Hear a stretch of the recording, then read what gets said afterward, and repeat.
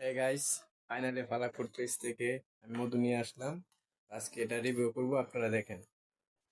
আসসালামু আলাইকুম রহমতুল্লাহ। তো হে গাইস, ফাইনালি ফালাক ফুড পেজ থেকে আমি একটি মধু অর্ডার দিয়ে নিয়ে আসলাম। মধুটি হচ্ছে লিচু ফুলের মধু, 2 কেজি লিচু ফুলের মধু। আসলে আমি দেখতে চাই অনলাইন থেকে কি আসলে খাঁটি মধু পাওয়া যায় নাকি ভেজাল মধু। তো আমি চাচ্ছিলাম যে আপনাদেরকেও দেখাবো, তাই একটি ভিডিও করলাম। তো আসলে আমরা তো জানি না যে অনলাইনে অনেকে ভাবে আমরা অনলাইনে হয়তো খারাপ মধু পাওয়া যায়, কোনো ভালো মধু নেই। তো সেই জন্য আজকে চেক করব। আমি 3টা পরীক্ষা করব, পরীক্ষা করে আপনাদেরকে দেখাবো আসলে মধু কি খারাপ না ভালো। তো প্রথমে আনবক্সিং করে নিলাম।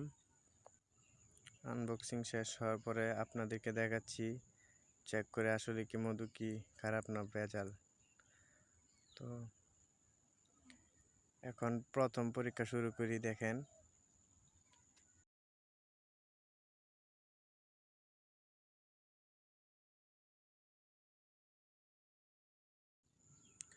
প্রথমে আমি একটি টিস্যু নিলাম, সাদা টিস্যু। এখন এই টিস্যুর মাঝে আমি অল্প একটু মধু ঢালবো। ঢালার পরে যদি ওই ব্যাক সাইড দিয়ে যদি মনে করেন মধু বের হয়, তাহলে ভাববো যে এটা ভেজাল মধু। আর যদি না বের হয় তাহলে এটা খাঁটি মধু। তো আপনারা দেখেন, আমি একটু মধু ঢাললাম। এখন দেখা যাক। এই যে দেখেন, এই পাশ দিয়ে হালকা হালকা বের হয়েছে, একেবারে বের হয়নি।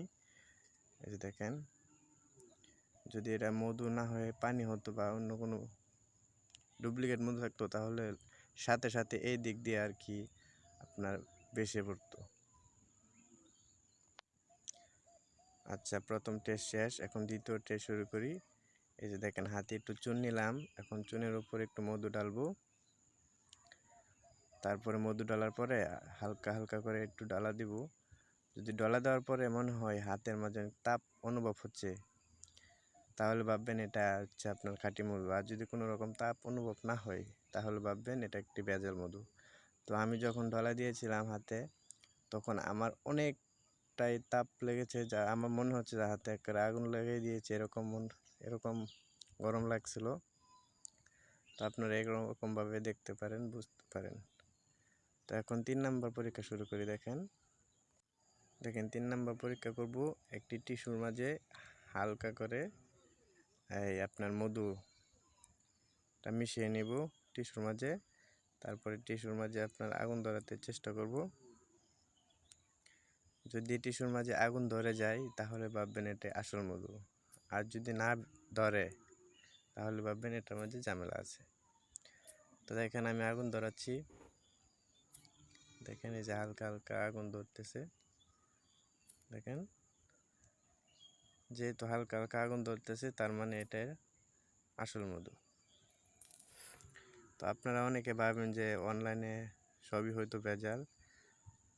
তো আমি প্রতি বছরই ফালাকপুর পেজ থেকে আপনার মধু অর্ডার করি। আমি এনে খাই, আপনারাও এনে খেতে পারেন। আমার মনে হয় ভালো একটি মধু ফালাকপুর পেজ থেকে আনা। সত্যি কথা বলতে কি জানেন, এরকমভাবে পরীক্ষা করার পরও আসলে ধরা যায় না কোনটি খাঁটি মধু কোনটি ভেজাল মধু। মূলত যারা নিয়মিত মধু খায়, তারাই বুঝতে পারবে যে কোনটা খাঁটি মধু কোনটা ভেজাল মধু।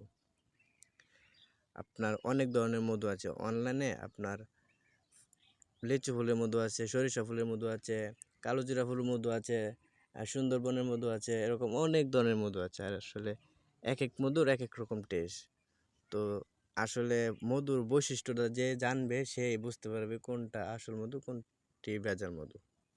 এক একটি মধুর এক এক রকম টেস্ট। আমি যে মধুটি আনিয়েছি, এটা হচ্ছে আপনার লিচু ফুলের মধু। হালকা হালকা একটু লিচু ফুলের ঘ্রাণ থাকবে।